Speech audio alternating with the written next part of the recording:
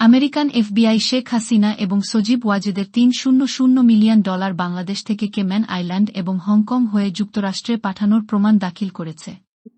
মার্কিন গোয়েন্দা সংস্থা এফবিআই তার লন্ডন প্রতিনিধির মাধ্যমে বিষয়টি নিশ্চিত করেছে এবং সজীব ওয়াজেদ ও শেখ হাসিনার গুরুতর আর্থিক অনিয়ম ও অর্থ পাচারের প্রমাণ পেয়েছে। আপনি নিচের লিঙ্কে প্রতিবেদনটি দেখতে পারেন এবং মন্তব্য বিভাগেও দেখতে পারেন। এতে আরও উল্লেখ করা হয়েছে যে ইউএস বিচার বিভাগ এর senior trial attorney Linda Samuels বিশেষ এজেন্ট লা প্রেভোটের সাথে যোগাযোগ করেন এবং দেখেন যে বাংলাদেশ থেকে মার্কিন যুক্তরাষ্ট্রের বিভিন্ন ব্যাংক অ্যাকাউন্টে $300 মিলিয়ন পাঠানো হয়েছে। 9 সেপ্টেম্বর একটি মার্কিন ফেডারেল ব্যুরো অফ ইনভেস্টিগেশন প্রতিনিধিদল কমিশন এবং আইনি ইউনিট এবং অন্যান্য সংশ্লিষ্ট কর্মকর্তাদের সাথে দেখা করে এবং বাংলাদেশ দুদকের বিপুল পরিমাণ নথি হস্তান্তর করে।